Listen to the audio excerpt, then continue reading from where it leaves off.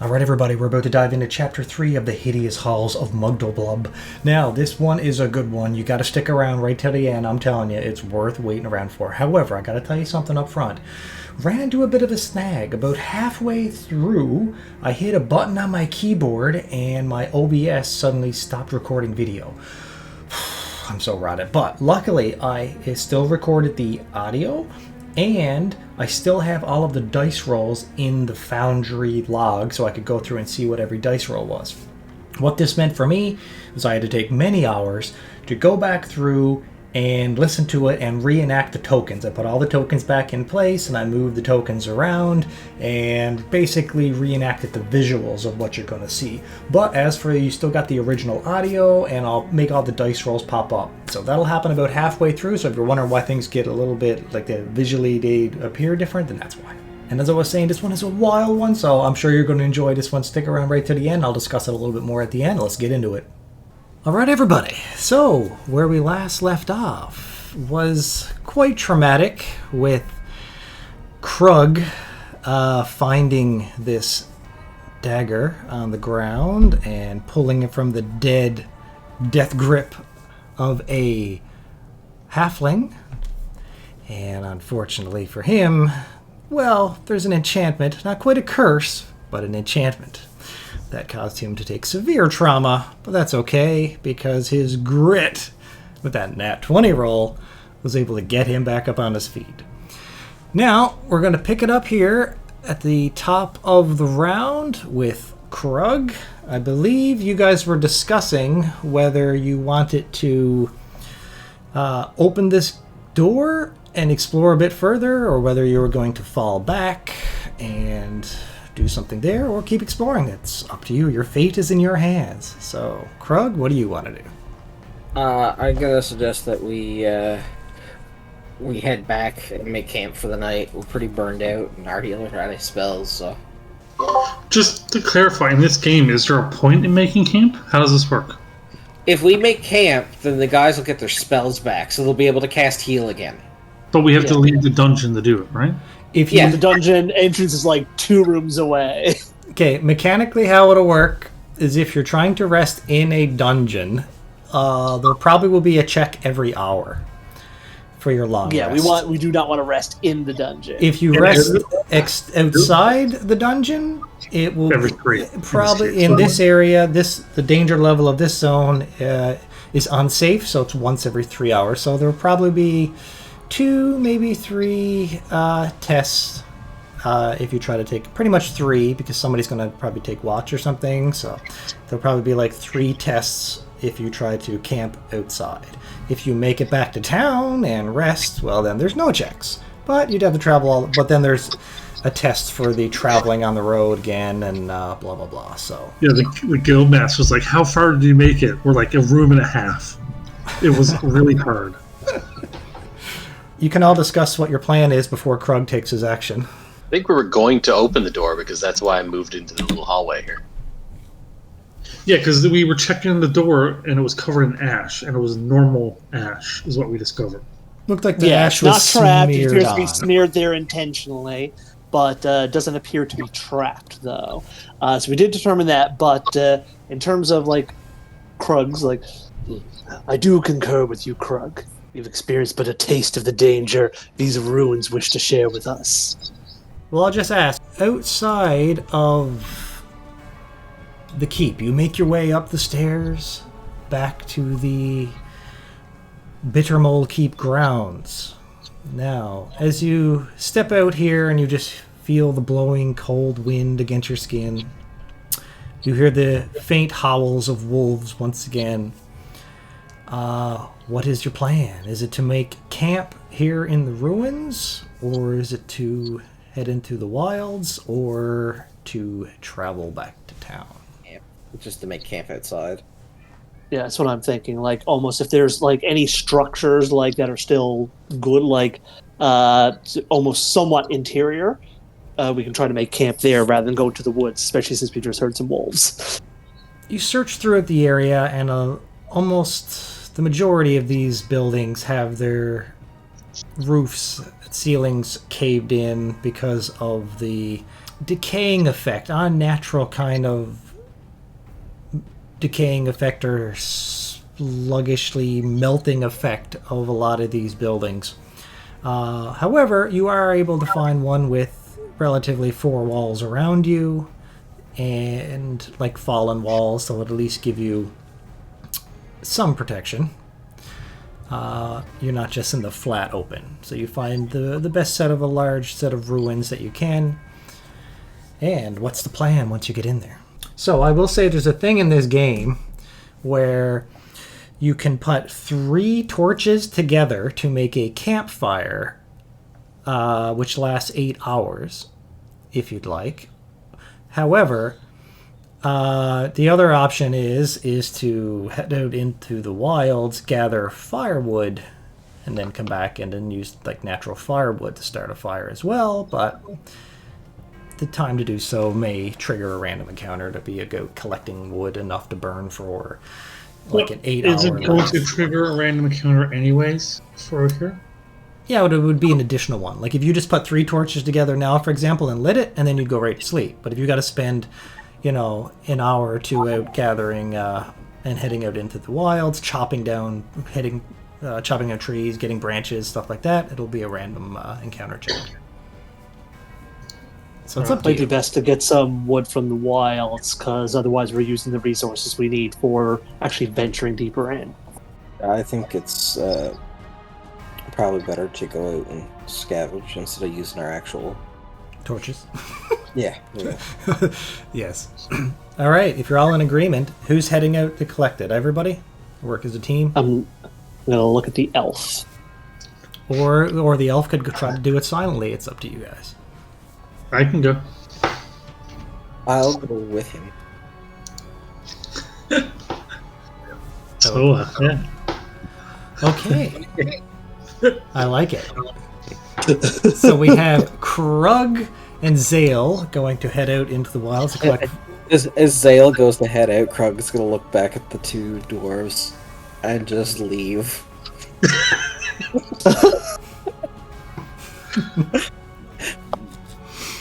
Okay. All right. Is there anything in particular you want to do at the camp while you wait, dwarves? Is there anything around the camp that's not in the wilds that can be scavenged, like broken tables, chairs, things like that? Yes, for sure. You could find those. That's what I'm doing. Yeah, just try to make the area somewhat secure, almost barricaded in, so we're not caught unawares. If there's anything we can sort of do in that regard. Okay. All right. Well, you do your best to be going around to create a barricade while the other 2 head out. Now, you 2, I'm going to say you can make a survival roll, which will be intellect based. Now, I will give Zale advantage on this. And Krug, since you're assisting, you can add your intellect to the roll. Or minus. Can I elect not to add it? Well, are you helping, or are you just following him and keeping an eye out? Okay, let me have a look at my sheet. I gotta. So you don't have to assist him. Oh, I'm just gonna look around. I'm not gonna. We got this. He looks at his IQ score. Yeah. I'm just gonna bring that up on the screen so that people can see it. So, all right. Well, very good. So you're just gonna be keeping an eye out.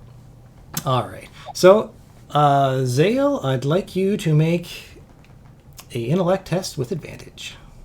Okay, I'm rolling. I'm going to set the DC just to 12. Ooh, got it. Okay.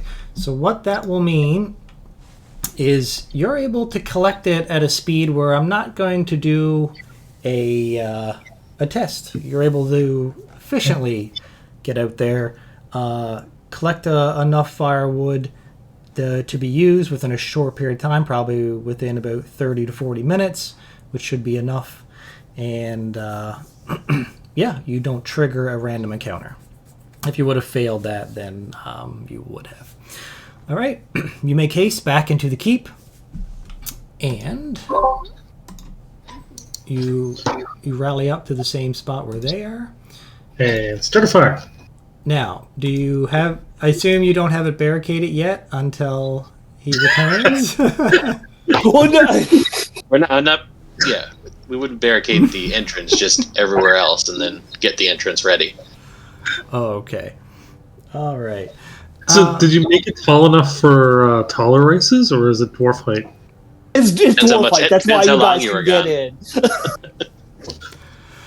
I'm going to say, to make a good, solid structure here, I just want to know how good of a barricade you've crafted in the amount of time that you've had. So I'm going to get one, I think, out of all of it, it would just be something with intellect, because it wouldn't be strength, dex, con, insight, or charisma. So who wants to take the intellect test, and the other person can assist? You do the check. I have an even score here, so no negatives, no positives, just right down the middle. I You do any have a better than positive. That you should probably make the check. Okay. And I am wonder how adding to it? narratively you're describing that in game. I'm a little bit smarter than you. Yeah, I'm just pushing things where they're supposed to be pushed. It's all good. I'm not doing it with any kind of grace. So if he has any kind of intelligence at all, he'll be correcting what I'm doing, because I'm just pushing things towards walls. I'm being a bit pickier at the pieces of debris that I find uses a barricade, just sort of take it a bit longer, make sure it's going to be sturdy as I sort of place it up. So I'm taking a little bit more care and caution with what I'm using. So am I adding anything to this where he's assisting me? It's +0 from his assist. Okay, so nothing. That's okay. What I will say is that now your roll, I'm not going to set a DC, but based on your roll, that would be the contested check to get through your barricade. Okay, let's see what I roll. So, Not too bad. Yeah, the barricade strength level is 16. So essentially, they would need a strength check of 16 to smash through it. Whatever is trying to get through. All right, so you all hunker down. Now around you are a few crumbled walls, but I'll say there's a couple different ways a couple different cracks and different entrances in the walls. But each of those you've got barricaded up with a strength 16 barricade. And with that, you're going to try to attempt to take a long rest. Is anyone keeping watch, or are you all just going to be content with your barricaded keep? Feel we should have someone do a watch. So mechanically, how does that work? Yeah. I'll say if nobody keeps watch, it'll just be 2 random checks, one every 3 hours. But if somebody's got to take a watch, it means your rest is going to take a little bit longer, which means 3 checks. If I stay up and I don't need healing and I don't need anything regenerated, do I get any penalties for not resting? If we still keep it at 2, if I cut my rest in half. I will say if you don't rest, No. depending on how, I won't give you any disadvantage for in the keep, but you would have a level of exhaustion probably by the return trip home. Yeah, because we've only been gone for about 4 hours. Yeah, Right? so if everyone else takes 8 hours to sleep, and then you guys go back into keep, and you're in there for a little while, I'll say that on your return trip, once you leave the keep again, at that point, so if you do get encountered on the way back, on the road or something, you'll have a point of exhaustion once you leave the keep, if you try to stay up. Okay. So, I'm assuming there's no more long rest.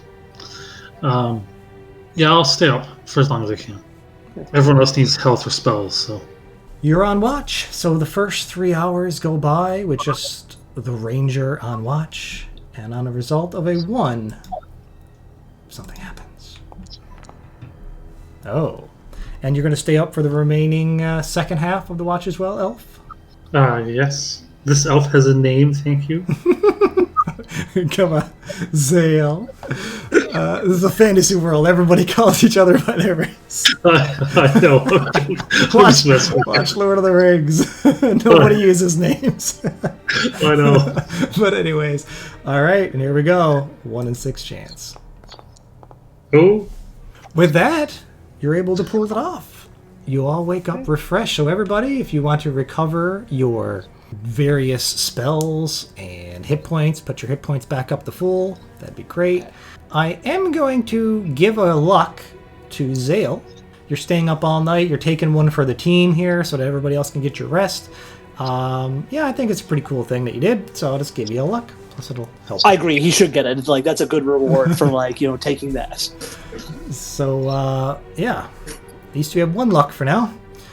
And with that, are you heading back into the keep?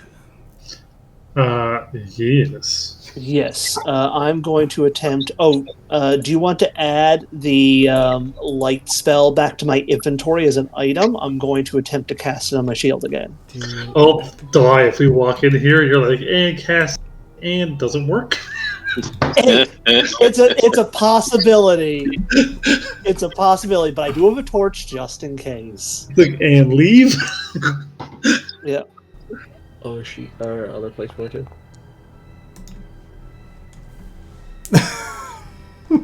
I don't have light.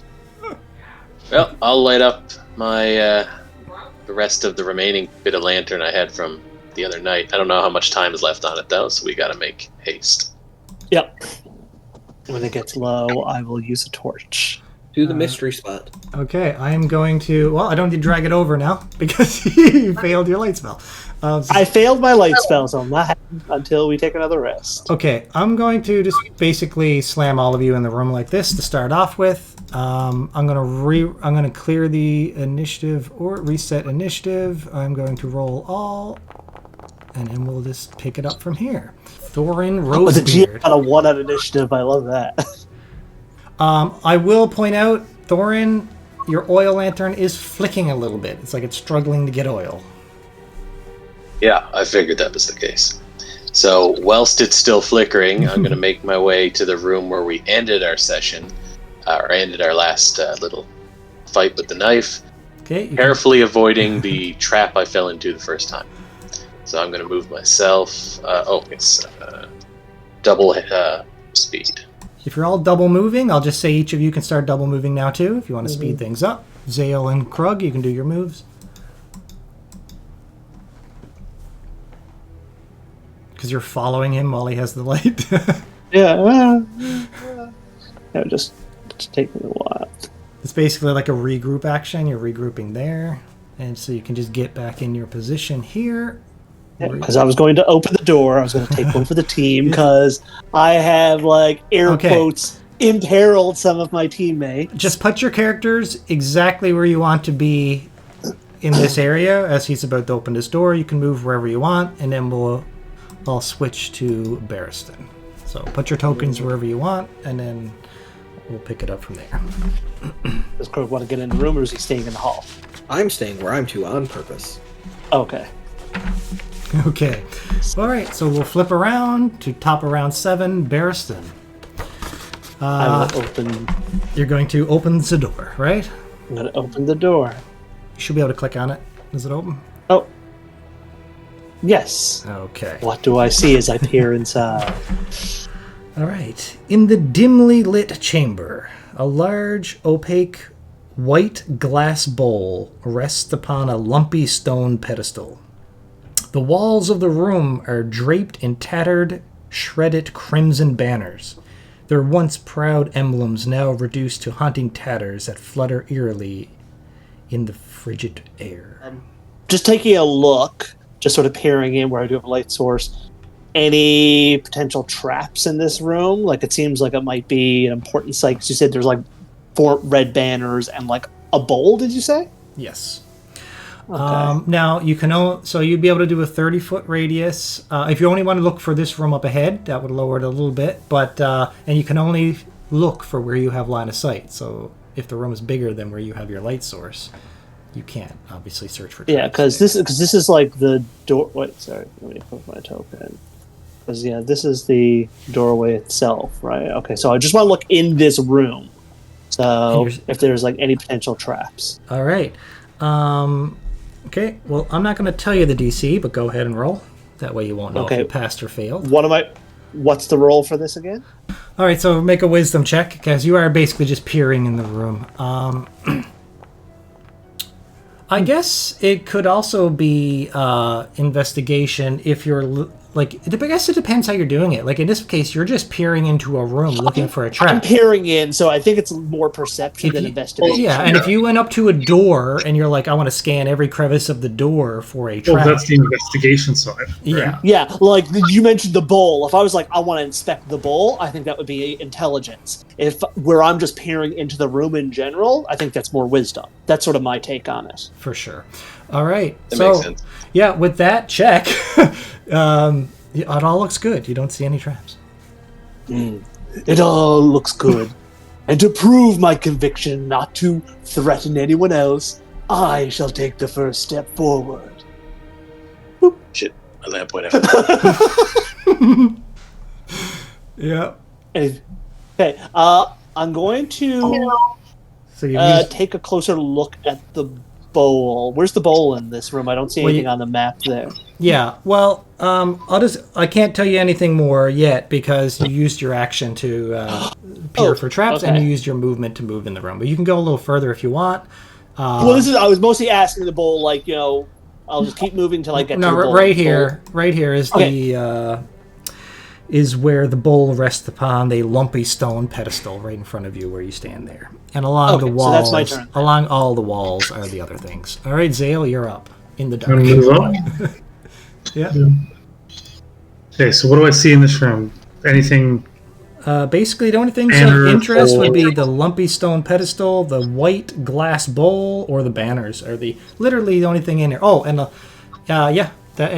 that's pretty much it. So everything I can see right now, this is the end of this room? Just this. It's a weird little half triangle room thing. Yeah, come take a look at this bowl.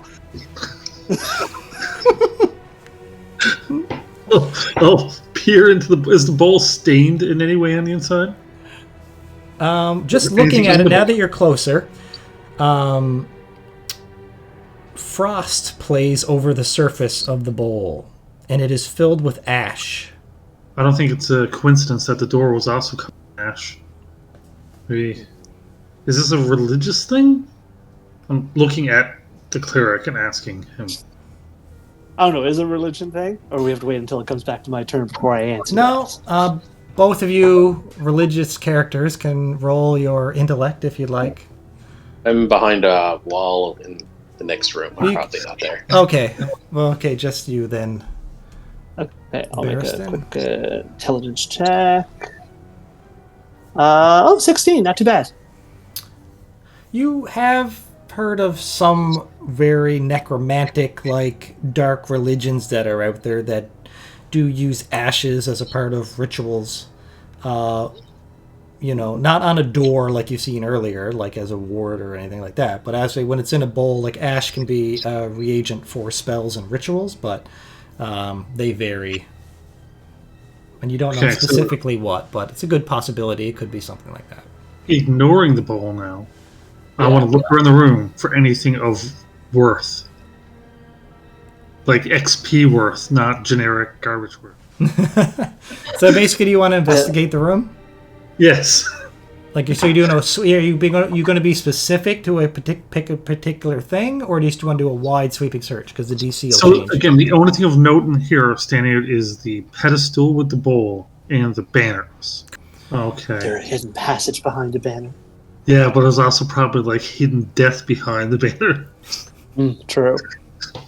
I'm going to, using my bow as kind of like a little prop stick, I'm going to start peering behind some banners and trying to investigate the wall. So you want to investigate the banners? Is that what you're trying to do, essentially? Yeah. Okay. Well, do a check for me. I'm going to say... Okay, just roll. I don't think I need to keep telling you guys the DCs because then you won't know if you passed or failed because then it's giving you guys too much like meta information. That's good. With that roll, you start flipping through the banners, these crimson tattered banners, looking through them, and nothing seems out of place until suddenly, as you moved your hand across, something was a little solid out of place. Instead of the material bending in your hand, it felt a little hard. So you slide your hand up and down, and there's something there. Something is sewn into the hem of the banner. Ooh, can I investigate any Well, further? Or do you we- can. Do you want to rip the cloth and take what's there? Yes. Okay. So yeah, as a part of your investigation, Put you it just- my little knife. And, yeah, it's just crudely sewn in there. So you rip off what's hemmed in. There is a fat iron key. Ooh. Hey, I found a key. All right, moving on. Krug. 1, 2, 3, 4. Well, I guess I'll just stand in the doorway. I'll have a look around. Are you looking for? So you can be specific. Like, are you looking for traps? Are you looking for secret doors? Or are you just trying to gather more information somebody might have overlooked? I'm just gonna do like a general sweep of the room. I don't. It's just kind of. Okay. What are we looking for here now? All right, give me a perception test. Wisdom, of course. Nope, not good at this one. Everything looks as previously described. I'm gonna try and come in 1, 2, 4, 5, 6, and I'm gonna look at the bowl and see if it has any value. The white glass bowl does not have any value, no, and ash in general doesn't. All right, gonna leave it alone then. Like, are you did you want to take your action to investigate the bowl or anything, or are you just like glancing? Only at if it had value. I would if I thought this would be worth anything to the guild. Oh, okay, no, it's just a white glass bowl. Okay, no, I'm just coming in here to see what they found. Okay, Seems like they have it under control. Barristan, you're up. Yes, this room is clear. Let's venture first further. Let's see.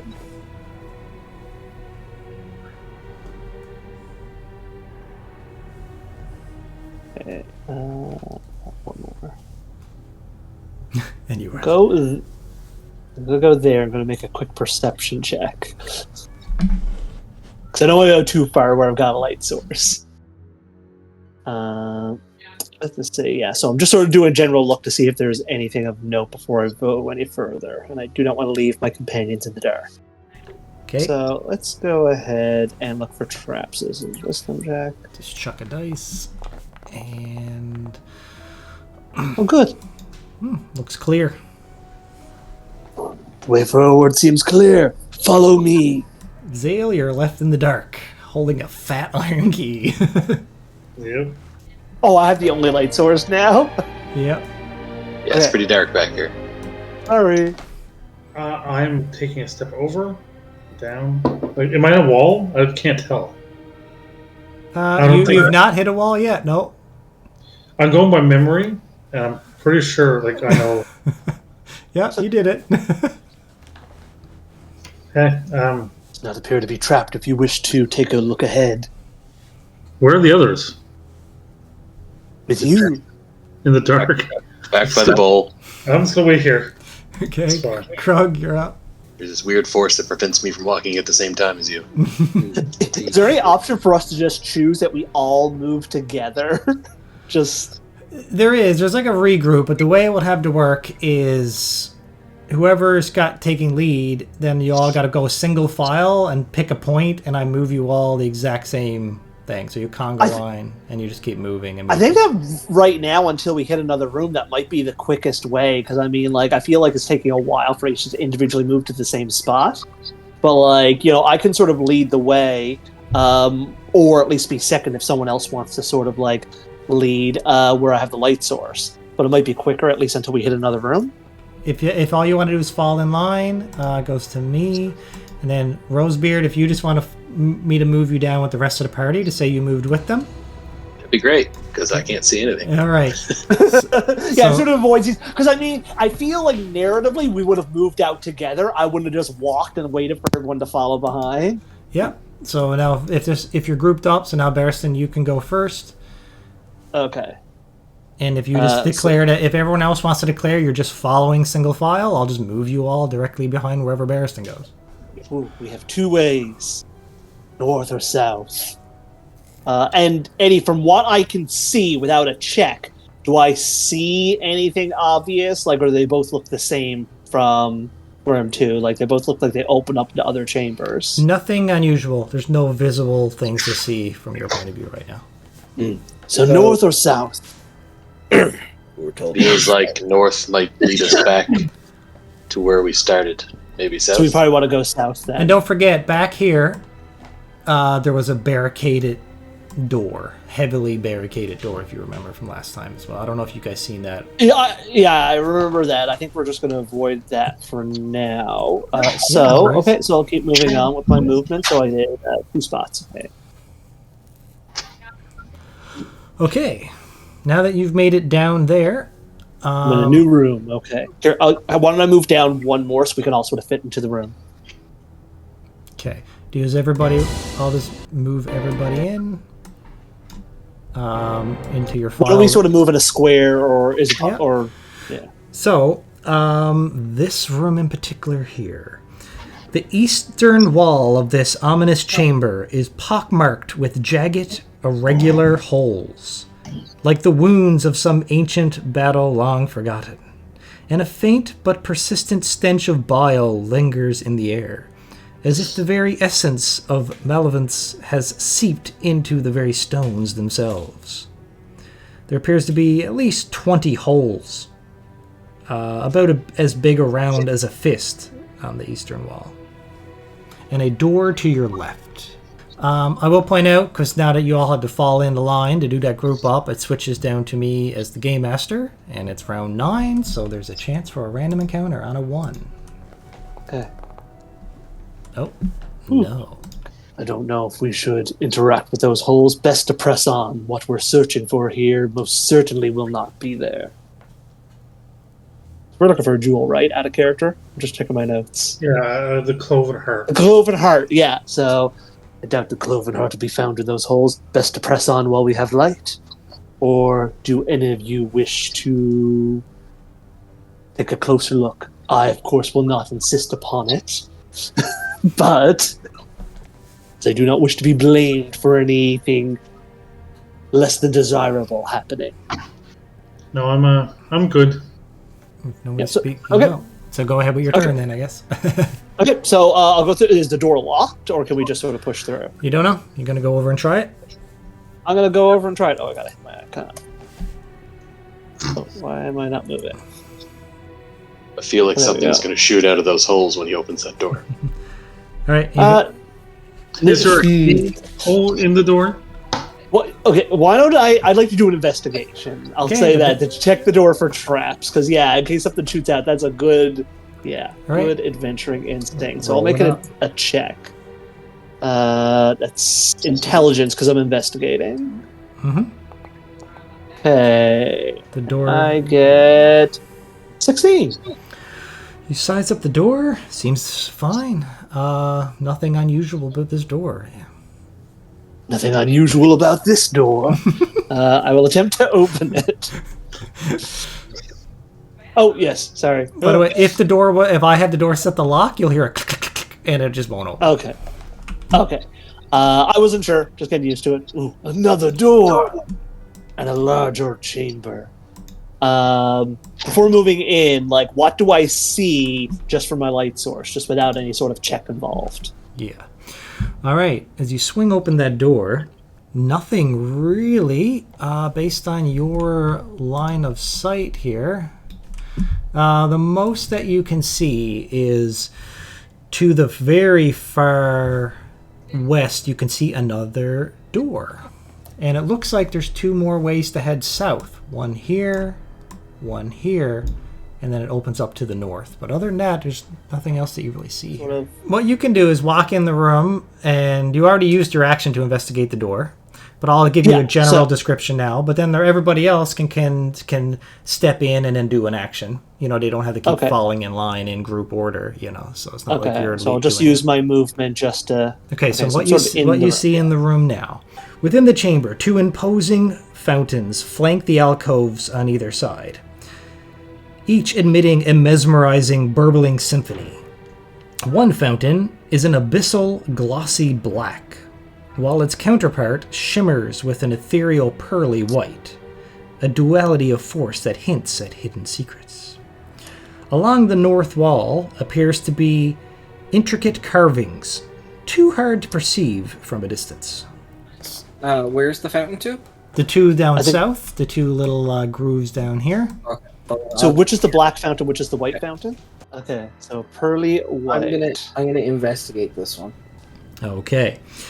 I won't get you to roll. What you perceive now that you go over this fountain and look down into it, you see a dead, mutated, catfish-like creature standing a couple feet tall. It's dead, floating, bobbing in this pink water. I thought it was pearly white. No, the fountain is pearly white.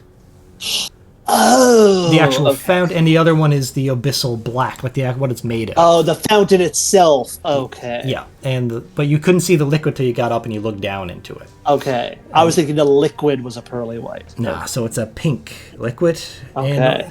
And the mutated, it's a large, similar to like a murloc, but if it was a catfish. I'll kind of look at it and some dead fish in here. Fish, how odd. All right, I can join up. Let's see what I got here. 1, 2, 3, 4, 5, 6. Am I close enough to a fountain Sure. Yeah. to investigate? Yeah, you're diagonal from it, so I'll allow it. Yes, I'll do a thing. Okay, this is the obsidian fountain. Yeah. The water seems to have this strange bubble to it. But otherwise, the color of it appears normal. Just like running water, except it's bubbling a little oddly. Without touching it, I want to see if I can investigate the source of the bubble. Okay, give me an investigation check. Or that would be an intellect. Acid or something. You lean in a little closer, you try to size up what is causing this, and you start...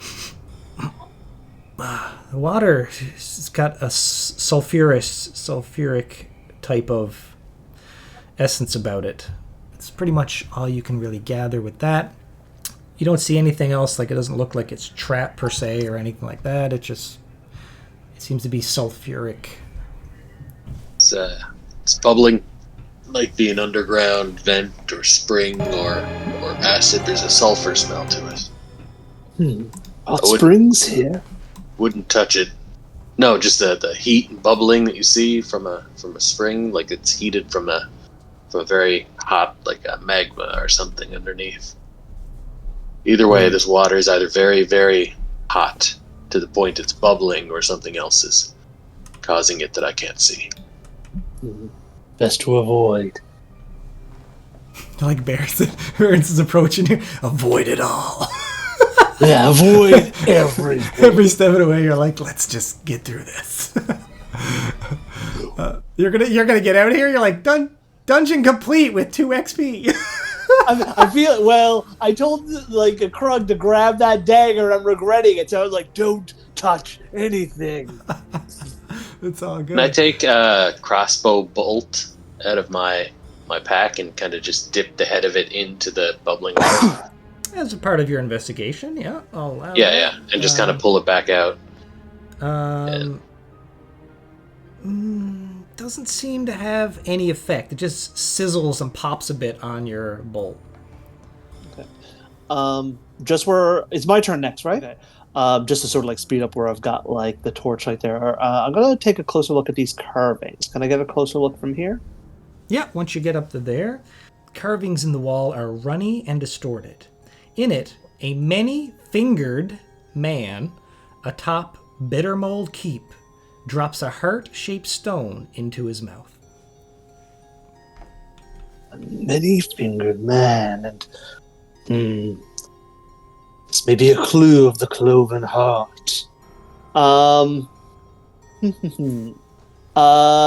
Taking a closer look at this mural, can I make an investigation check to see if there's any details I might be missing? Yeah, sure.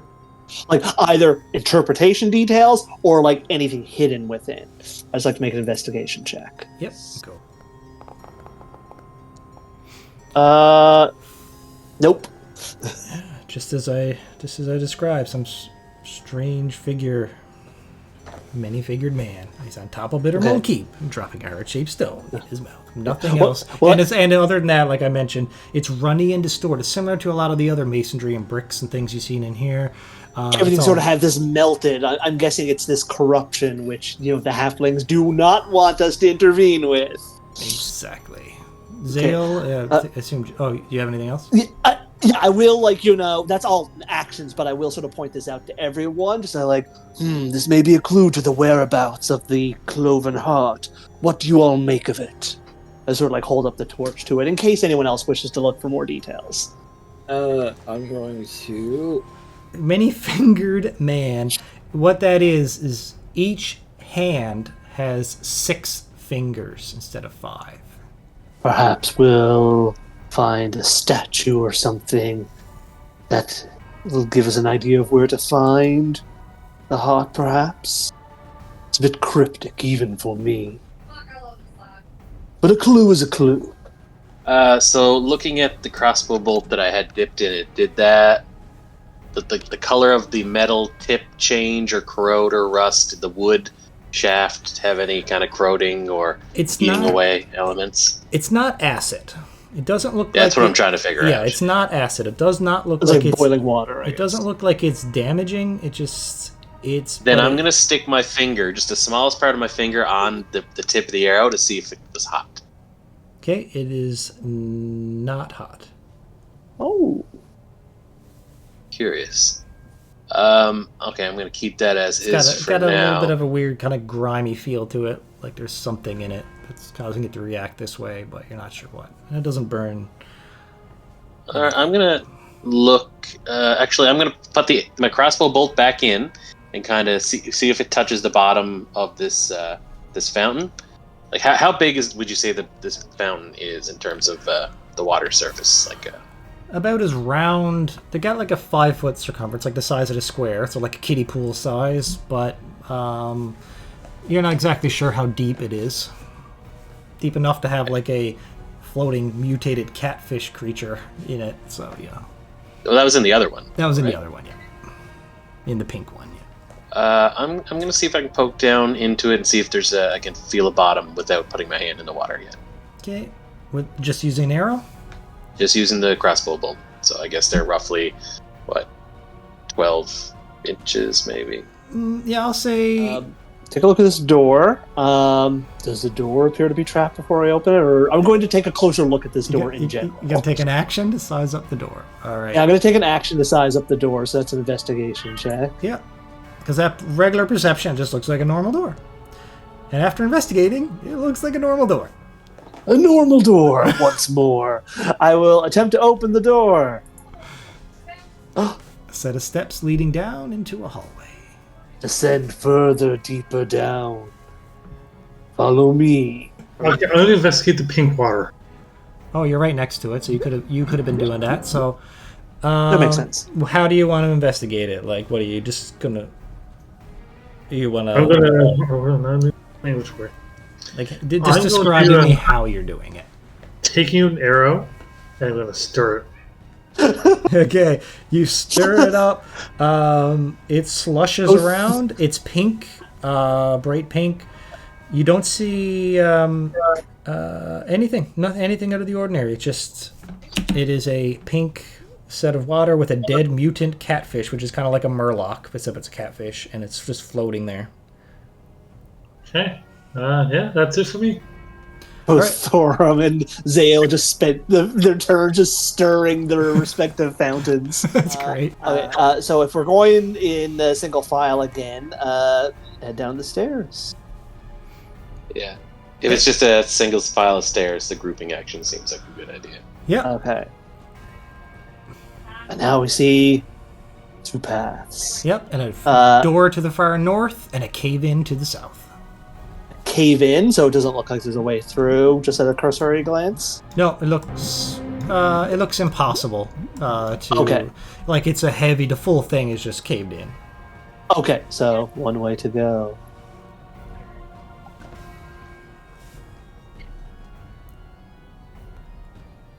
Okay. I shall investigate the door. Or I'll unless give there's you something. all a marching order if you want up to there, and then I'll stop the whole round. So I go up to Game Master, and we're at round 12, so I need to roll a random check on a 1. You guys haven't rolled a single random encounter yet. I've watched other games Good for online us. where people have Good rolled for like us. 3 in a row. So, All right, since we got this far, I'll have a look at the door if there's room for me to do it. sure. Yeah, you can sort. I don't know if I need to move my token, but you said we could sort of move through each other. No, it's fine. If we just want to keep going through here a bit. Thorin, roll. You're investigating it specifically, so go ahead. Investigating the door. Yep. Okay. With a roll like that, it just appears to be an ordinary door. I will say, you do see from inside there is a faint light source coming from within, and you see almost like the shadow of something that moved by. All right. I'm going to signal everybody that there's possibly something on the other side of this door. Do it very quietly, hand signals and stuff. And, you know what? Because I never do this, I'm going to attempt to do my holy weapon spell. Oh, beforehand, nice. Is that a possibility? Can I do that now? I know I investigated the door. No, because it's an action to investigate the door. Unfortunately. Should let me investigate the door. That was my turn. Yeah. Well, we can. Well, But I mean, what we can do. How about we go around if anyone do any prep, and before we sort of open the door, because we know that there's potentially someone on the other side.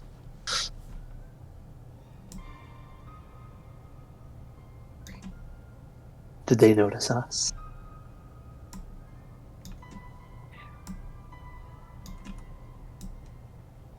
Who knows? Moving on to Barristan. Okay, so we know that there's shapes moving on the other side. Just sort of speaking, like, should we just proceed, or how do you wish to approach this? Just sort of, I want to gauge with the party how they want to approach this. If they just want me to open the door, we see what we're dealing with, Sure. Just glance or if back there's at any everybody. preparations they want to make. Just sort of glancing back, just sort of keeping my voice hushed, so not to bring too much attention. But He's looking for... I'm just gonna point forward. Zale doesn't answer. Zale just looks forward. okay, open the door. Click it. What do I see? A free torch. The chamber's ceiling soars above in a towering, vaulted expanse, casting dark shadows that seem to reach out hungrily. Beneath your feet, the stone floor bears a gruesome testament to the past, with blood stains etched in the cold, unforgiving surface. And there is a grim trail of said blood leading your gaze towards the south door, which is where you are. So it looks like something was dragged in that general direction, but the blood drag ended just before it got to that door. And this is like old blood stains you mentioned, driving to the floor. Very old. Okay. Okay. And I'm saying that torch. Is that like on the floor? Or is that like a sconce on a wall? That is a sconce on that exact corner. Okay, that's what I was saying. I didn't know if it is like someone dropped it suddenly. No. But we saw a shadow. So okay, I want to take. Oh wait, I gotta move. I want to take a step in, and then I want to take a perception look to see if I see anyone.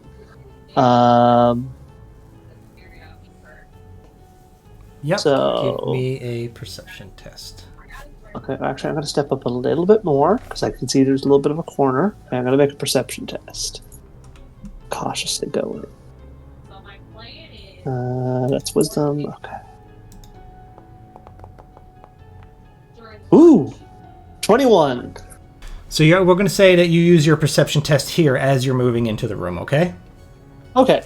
Because it's 2 actions, so it's your action and movement. So you're essentially doing both as you're moving up, because you have such a good roll. Okay. So with a 21 perception, you're about to step into the room, into your immediate right and left of this door. You're hearing the faint, just some faint breathing. Very faint, incredibly hard to hear. Reveal yourselves. We know you're there. With that, I'm gonna ready an arrow and just kind of lean to the right. I'll just try to see what he's yelling out at, just to be ready in case something does step out. Yeah, you don't see anything. Yep, just waiting. Krug? I am also waiting. With that, you hear a voice come from deeper inside the room. Who goes there? Who is it? Reveal yourself. State who you are. Are you bitter moles? And it's in a growly kind of halfling voice. These fucking guys. Eddie, quick question. Sorry for interrupting. We met the halflings last game. They were kind of feral, right? Mm-hmm. And at the time, I just thought these were like crazy feral halflings. I just want to confirm that normal halflings aren't feral. Is that correct?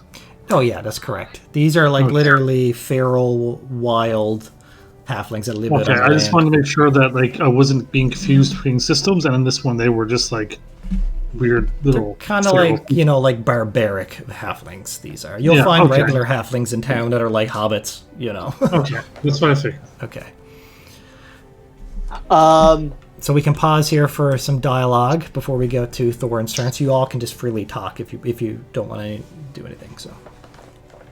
I'll respond unless anyone else wants to, just because I know I asked the initial question. Just saying, we're not bitter molds. We met with Brieg earlier. Let us pass. Roll 2d6 and then add your charisma. Okay. Usually I the didn't know GM there was- does this, but I'll let you do it if you want. Okay, so 2d6 and plus 1, and I'll roll 10. This guy, I'll move him out just so you can see him, but he's technically back a square, leaning out. Okay? For everybody who needs to see with line of sight down below. I guess you technically can't see it if you're down there. This guy steps out over here, and it's clearly another howler.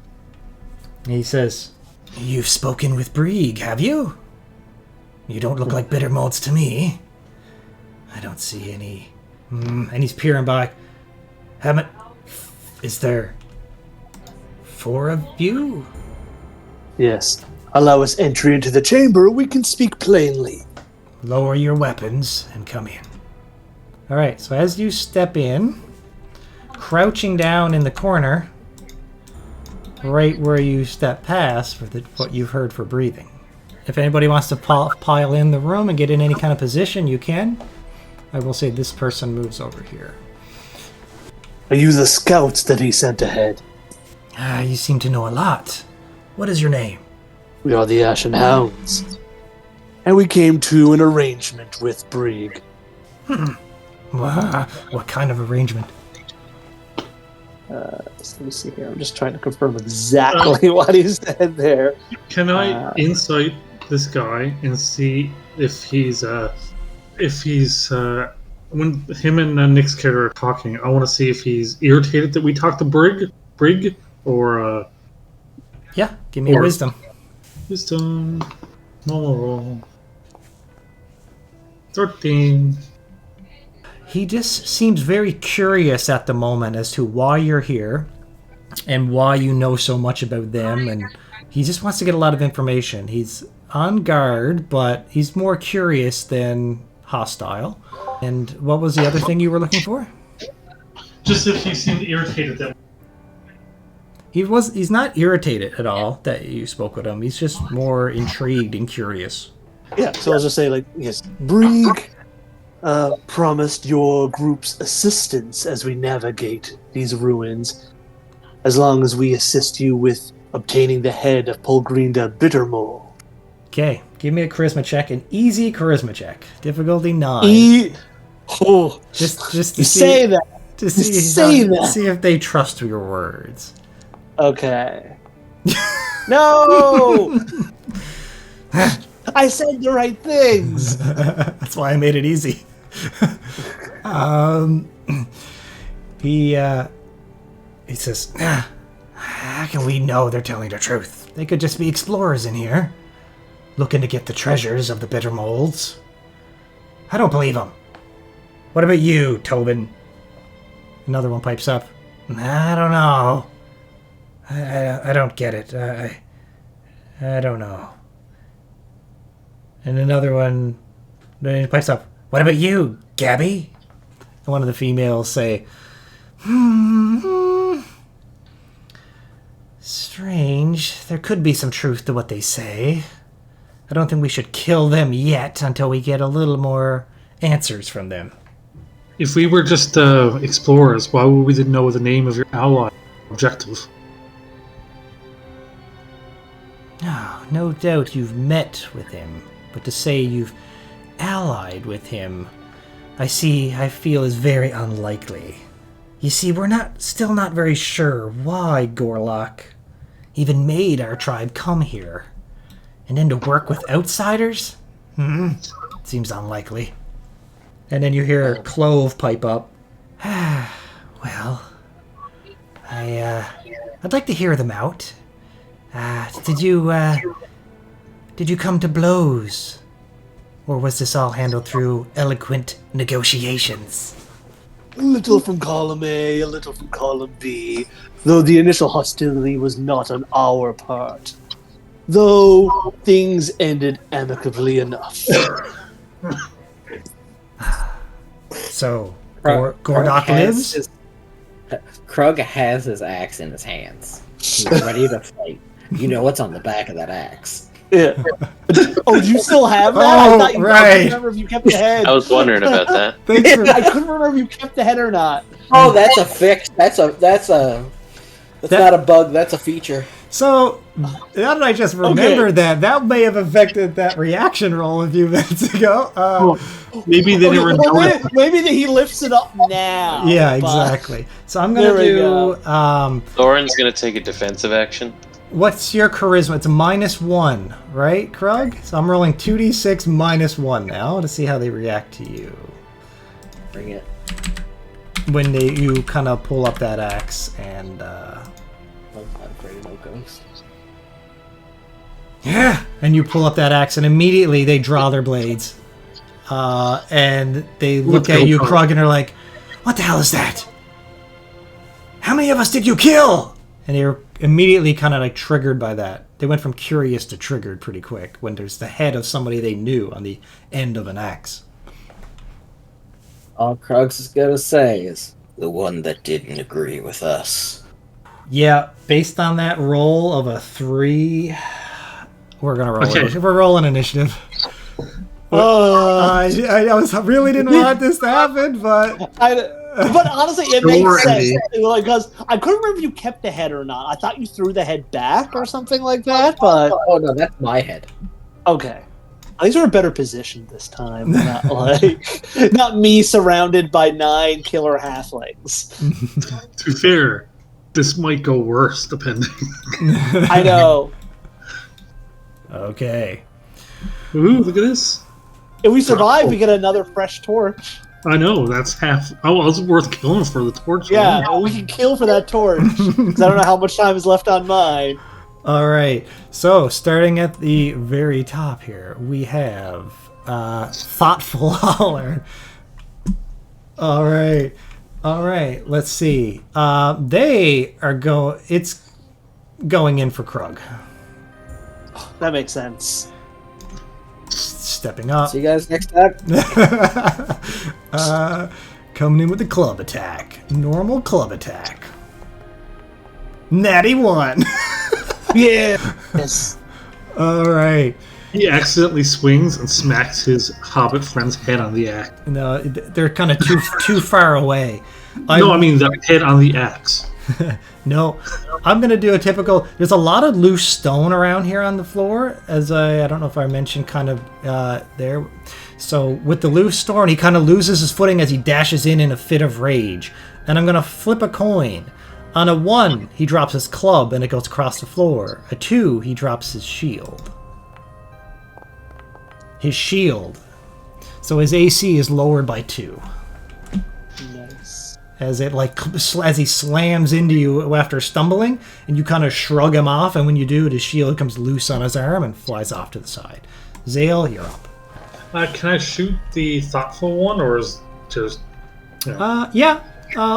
There's... Even though he's in mixed air, you can get a... You're so close that I think it's not too bad.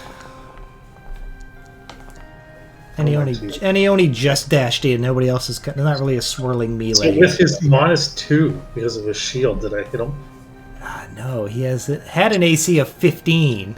Oh yeah, because you're also wearing, remember, chainmail. So, I believe they were, right? Yeah, the chainmail and a shield. And, and they're dexterous. That's why they had 15 AC, so now they're down to... These guys are old bitches. They're like so high AC. And they got a decent amount of health too.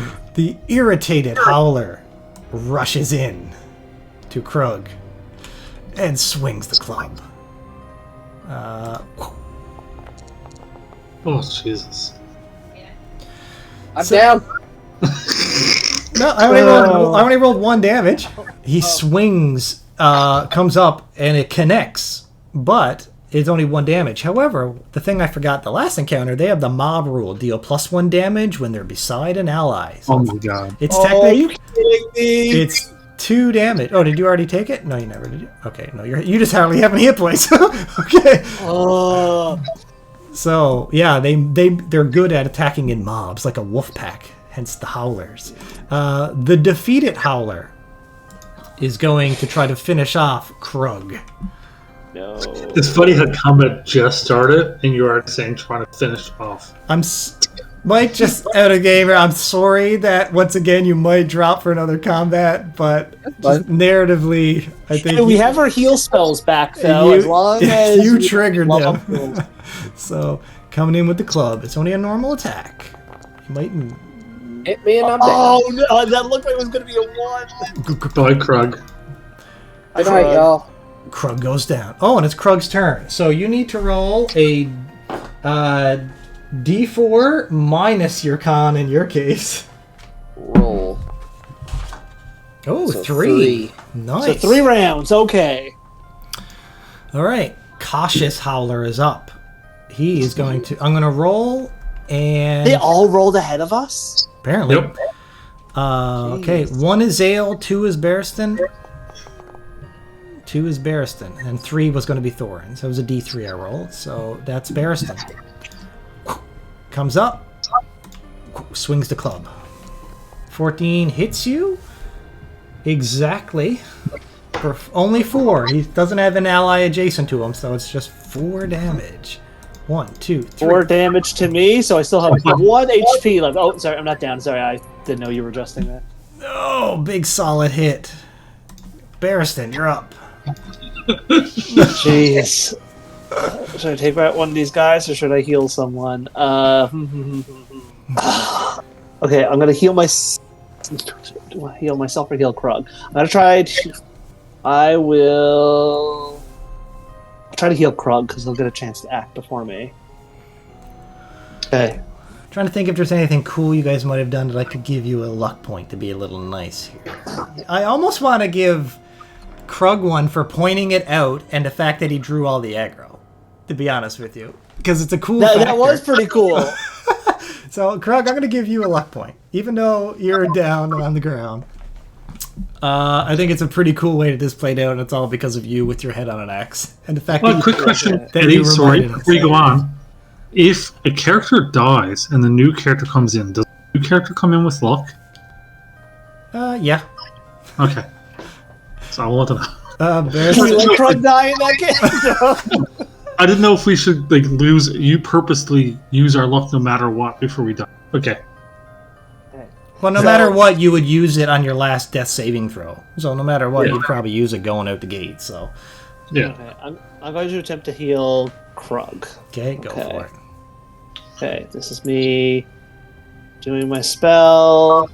Whoo! Just got it. Okay, so Krug. So it's a one. So I got to roll a d6. That's how much health he heals. DC is 10 plus the spell level, right? Hey, Half health, baby. half health. Yes. You're up. So just lay my hand down.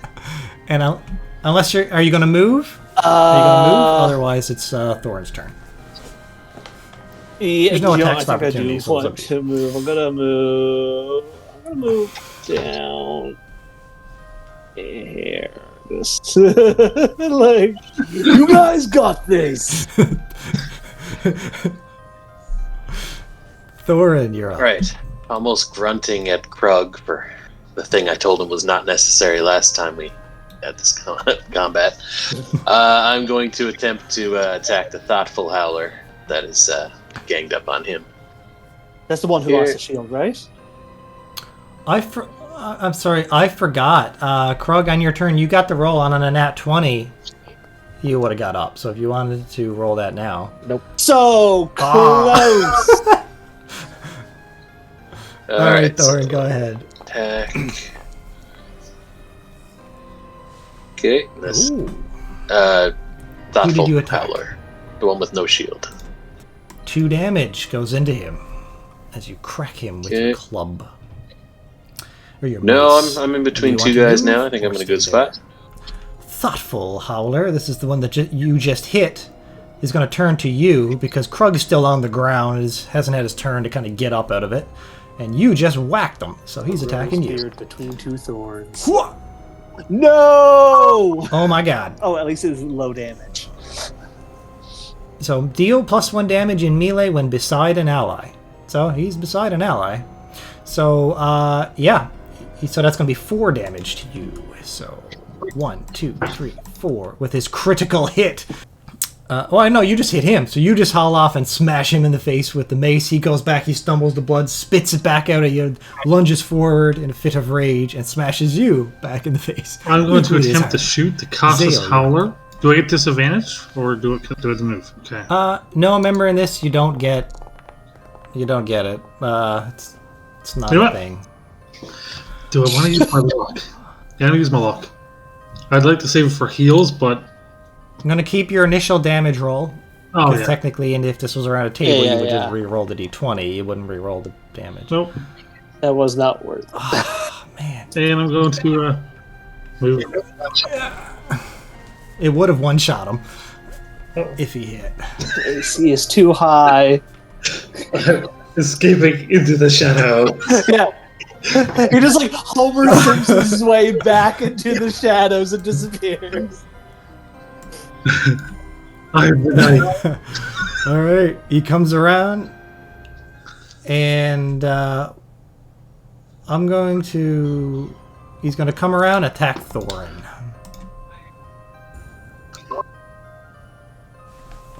3 damage on Thorin. They're laying into here now. Defeat it. His Howler. name's Which Alon. one? He's the top one.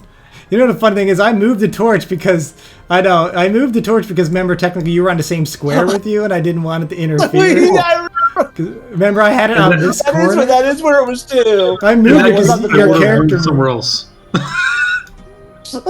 You're not in the shadows. Yeah, Okay, because you can leave it it's there, I'll meant to just light move up this somewhere else. room, right? That's why it's there. Like, yeah, we move somewhere Into else. this, That's fine. but there's I'll no put my shadow. back. There are no shadows in this room. There wouldn't be because that's the whole purpose. That was the whole purpose of this torch, was to light up the room, Okay, not to leave shadows. You can run down a hall or something. This one is occupied. You could still to come go down way here. down here if you're trying to get away. Okay. So now, if that's the case, then It it doesn't make goes to sense for him. us to spread out like that because if we keep them yeah. clustered, they're going to be doing extra damage. Okay, he's going to attack Thorin. So where are we at? You've Well, got let me roll the this. dice. Okay. Yes. It's a miss. Whew. Whew, I'm on the edge of my seat here for you guys. Krug. Okay, stand up. Okay, I will. I'll move over to here, and I'll attack the cautious one. Yeah. The cautious one. Yeah, he's up next. Roll. Good luck to you. Oh. You did get a luck coin. Do you want to use your luck? The luck. Yeah, be greedy. Use it on yourself. Oh, slight improvements, baby. Oh, we are rolling so bad. Cautious hollers up. All right, with you attacking him there, he's going to spin and attack you, Krug. I'm sorry, but Krug has an AC 9, so... Krug's back down! It's only 1 damage because he's not next to anybody. Well, he's got to be next to an ally, which he is. Oh, that's how you mentioned it. Is that how it works? Alright, good night, sweet princess. Oh, poor Krug. Barristan, you're up. Okay. This is not looking Get good. Krug back up. Yeah. I think I should get Krug back. I didn't hear no bell. Okay, I'm gonna move there. I'm going to attempt to heal him. No! No. Guys, everything's falling apart. Okay. Well, it's been fun. Thorin, you're up. I am going to attempt to heal myself because, it's the only way I think what we're else going to gonna survive do? this thing. That's not bad. I think you double the heal, so is it like 2d6? You rolled a critical. You can double any numeric thing on there. So it's technically one target you touch regains. I'll say, you would be able to change that to 2 targets, like any numerical thing. So if you want, because it's so cool, I'll say you can feel that power in, and you can take a step over if you want. And, Alright, I'll come over here, and so I get a die 6 on myself and a die 6 on him. Love it. Yep. Alright. I will roll the first. Because as you reach to pray to your god, you just feel like you're filled with way more divine power than normal. 2 for me. And... Okay, I'll put it on. 1, 2. Another 2 for... Yeah. Krug, is that... Yeah, that is what 2 looks like on my health bar. I only have one more spell I can use this entire venture now. Do you want to move back in to tank them, or do you want to stay where you're at? I figured someone who starts more fights would be more durable. Let me go back over here. Sure. He doesn't start fights. You started this fight. He started this fight. No. He started the last one. This one's just a result of it. Exactly. This is them still being mad at what I did. They need to get over it. Club attack against your party's tank. Oh, yeah. That's IC is good, but it's not huge. But- It's just 12. 1, 2. So it's 2 damage because of their mob rule. Shooting arrows. Zale, you're up. Oh, right. Zale, you gotta drop one. You know what? I'm feeling a luck point. Sometimes on cool nat crits, I might just give it some luck points. Because I'll throw one at Thorin. A slight bit of GM Grace might tip the scale here. Thorin, you can have a luck point for being awesome. I'm pointing out Zale may be the worst archer imaginable. And I'm going to look back and say, Zale, you may be the worst archer imaginable. Give you my luck point. Oh, come on! Oh my god! Really? Oh. As quick as I give it to you, it's all good. Jesus Christ. It's funny, my damage is always hilariously high. There's so much force behind each arrow. Like, they're missing these halflings, but they're getting lodged in stone wall. So you know that, like, if it hits anything made of flesh, they're instantly dead. But, like, he's yet to adjust to the shortness of these halflings. Oh yeah, I forgot. Next time I'm gonna take a knee first. Swings at Thorin. Thorin brings up your shield and you parry it. The defeated one swings as well. We gotta bring this one down. He's their healer. Oh no! Oh no! It's not a nat. It's not a nat 20, but one. Yeah, that puts me to 0. Healing. 4. I have no healing. Your I lost healing. my You lost your healing. light spell. Did you lose your healing as well? Oh, you did. When I tried to heal Krug, I failed. Moving on. Krug, you're up. Alright, I'm gonna take another swing.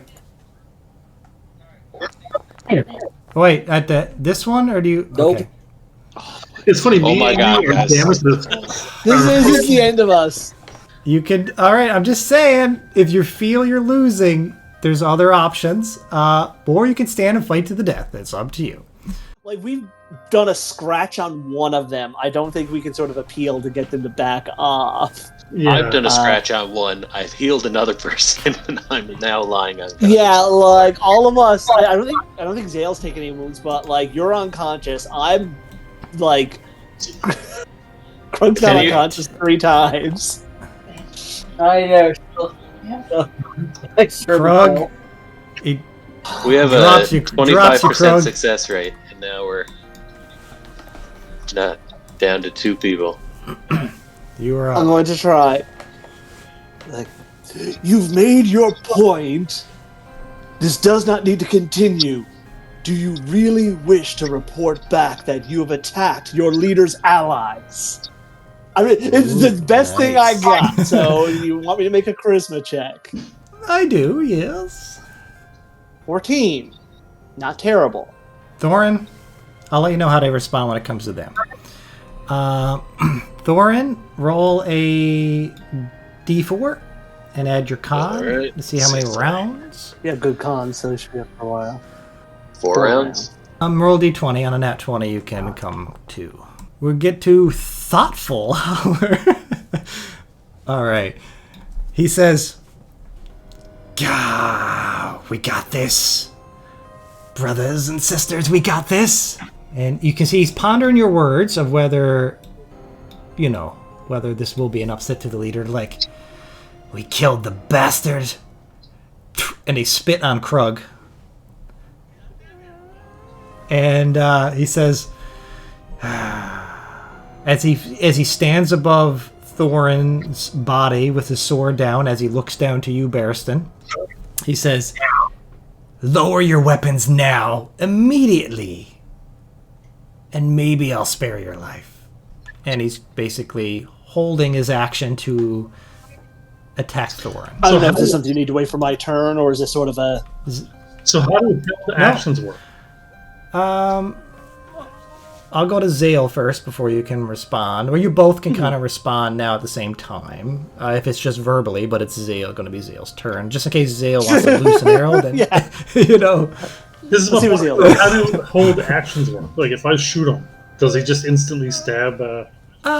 He's holding an action to see if anyone's going to be hostile. You already got your bow up, so I'd say I'd probably just do a quick dexterity check to see who goes off first. If he's coming to you, Zale, will you throw down your weapon, or will you shoot it, or do you have other plans? So if I shoot, we do contesting dexterity rolls to see who acts first. Yeah, if you can beat him, you could snipe him before he stabs, but then after you... So if he goes two of first, the and other this is howlers. game mechanics for it, if he stabs him while he's down, does he just die, or is it... There's nothing there for attacking somebody who's down, but I'm going to say, yeah, it's going to take a certain amount of Okay, things off of his... I'm taking a knee, and I'm shooting to Thoughtful Howler. Yes. You We're are... in tight now. Okay, so roll... This is the Roll a last time I dexterity worked check. with elves. Technically, yes. I know. I'm not wrong. My Yes, I am dex dead. check Alright. is 8. But, so now you beat him into dexterity, so you have the Yes, option to I'm going to shoot shoot. before he could stab Thorin. Okay. And his AC is lower. Oh my Jesus. Wait. Oh yes, because Thoughtful You has hit no him. shield, right? Yeah, but my damage is shit. But he had half his health Oh, gone. you killed him. Oh. So That one specific halfling had enough low AC and enough low HP you were able to take him out. Any others, you wouldn't have hit him. Okay. Oh. Irritated Howler. Ah! You had your chance! 9 misses you as he runs up and swings a club at you. Defeated Howler. Live up to your namesake. Yeah. He Go trips back out. there, please. Yeah, he'll come over here and he'll attack. Oh. It's 5 kills me. Does 5 kill you? Yeah, it's 6. Technically, it's 6. And here I am with 1 HP. Krug, you're up. Roll a D20 first, so you can get a nat 20 to get up. Now roll a now roll a D4. Now it's always a minimum of 1 round, so you have 1 round. I wasn't going to let him spit on my at-work friend. Exactly. Cautious Howler. Yeah. Since this was hostile, he's come down. Yeah, you didn't lower. You had your chance. I know you're still part of it. I did He's not still make a guiding you. single attack, and I He's still implored them. I'll tell you what, as he comes in, if you can pull off, since you were the one who don't have your weapons and you didn't draw the bow, a hard charisma check, DC Okay. 50. He won't. Okay. At the last moment, he'll hesitate instead Okay. of caving your skull in. Just as you're kind of like, it's more or less your facial expressions and... Okay, well, he comes up and freezes with his... It stops his club, like literally an inch before it cracks you in the head. It says,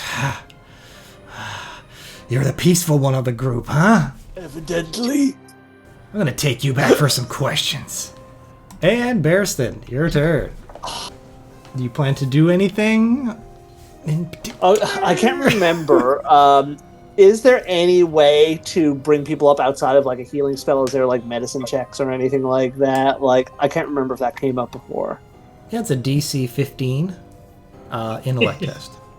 To stabilize. You have to be close to them, of course. Okay, let's think. Krug will be dead if I don't get to him now, but I will clearly have to like leap past this halfling to do it. And if I fail, I'm dead.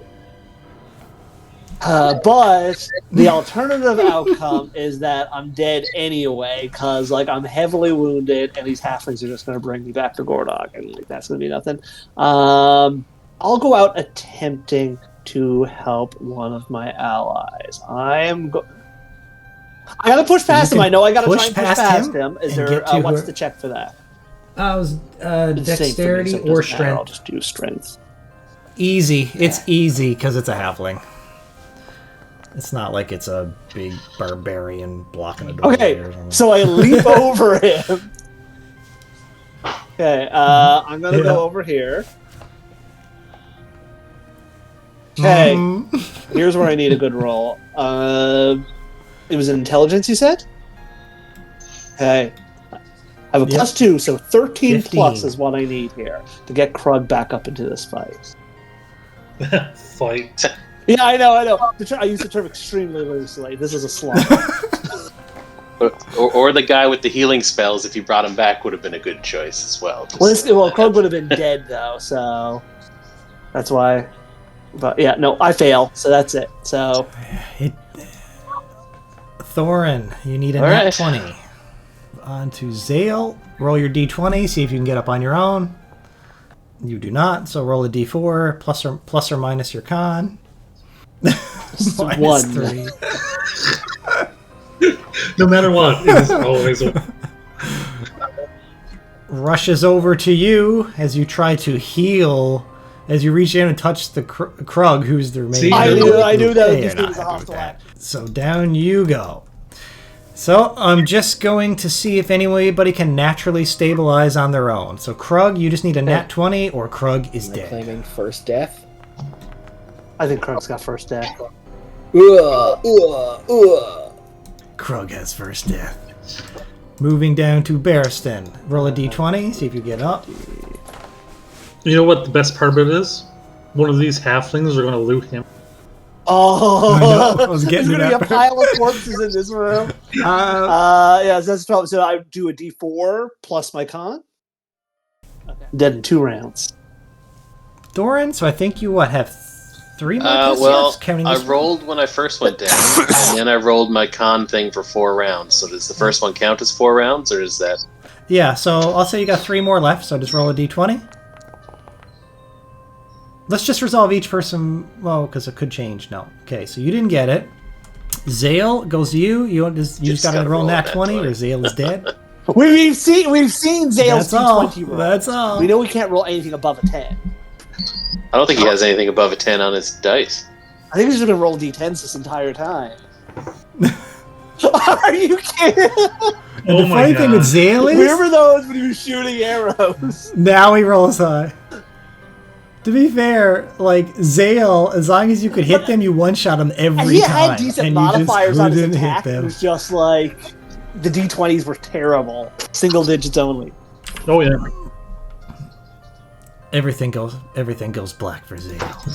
Barristan, you're up. So let's roll your nat 20. I got this. The reason I'm going back and forth is because if you get up, then there's a slim chance that you could heal. So down we go to Thorin. I want Thorin to get up. D20. Thorin's got the best chance. Okay, so Thorin's only going to get 1 more roll after this. Barristan, you only get 1 more, right?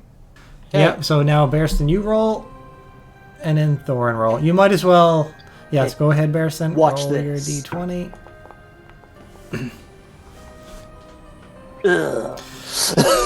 Everything goes dark. Thorin, roll your nat 20. Guys. That was close. We'll say the defeated Howler takes the time to loot the corpse of Krug. Even though you don't see this, picks up the dagger. As myself and Thorin die, we hear them and one by one takes pick up the dagger. and takes 66 damage from deleting him as his brain explodes. All right, I tell you the game is brutal, and the funny thing is if we can just discuss it for a minute, they were just that, but it's up to the head. That's why I made a couple different rolls there, and he got triggered. Yeah, no, you made the right call. You made the right call. It's all good. That's what you get for having a chaotic half-orc on your team. When we got to the point piss where everyone off, it's gonna be great. Well, that was an unfortunate end to our first group of Ashen Hounds. Holy crap, the party missed probably 80%, I'd say, of their dice checks on everything, from attacks to trying to cast spells to just morale and their healings. When they rolled healings, it was low. It was 1 or 2 instead of, like, you know, on a d6 you can get much higher. Just bad luck the entire time. And on my end, I rolled like 2 nat 20s, I think. I was rolling well, and especially on my damage die, the Howlers were rolling 4s on their damages like constantly, which is insane. So that was a rough go. Lady Luck wanted our heroes to have a quick fate of, you know, just friggin' to the grave. But, you know what? We're not going to give up, are we? No, we're not.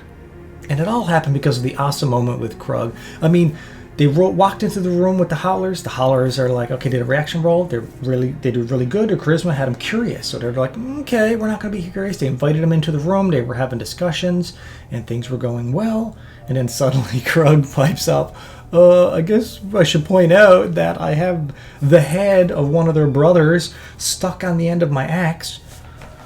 Like, okay, so that immediately, I was like, this calls for another reaction check. Now they noticed this, and of course I rolled a total of 3, which is hostile, so they went from curious to hostile. I had to roll initiative, I had to fight them, I didn't want to do it, but I'm like, holy crap, they killed so many in the previous chapter, that I was like, well, they can probably take 4 of these, since they got all their spells, they just had a long rest, they're fully ready to go. Nope, the dice didn't allow it, and they got beat down horribly. And poor Zale, the ranger, it's crazy that he couldn't roll a single hit. He has +4 to hit. These things have 15 armor class, right? And he has +4 to hit, so he only needs an 11 to hit. But mostly he was attacking the one who had his shield gone the whole time, so we only needed a 13. So we only need to roll like a 9 or higher most of the time, too. Whiffed every single dice roll. People throwing luck at him, he just couldn't hit. And the thing is, in Foundry, whenever you roll an attack, it automatically rolls the damage with it to speed it up. And every single one of those damages from the Rager was enough to one-shot.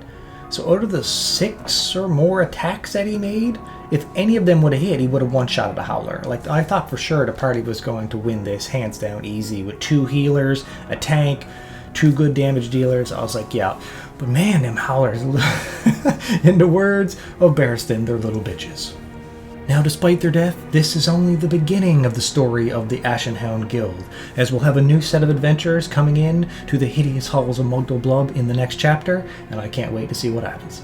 Alright everybody, the next episode will be here on the screen if it's available at this time. Otherwise, if you enjoyed it, be sure to hit the like button, comment down below, let me know your thoughts on the adventure, share this with your friends if you want to help this channel grow, and as always, stay in the light.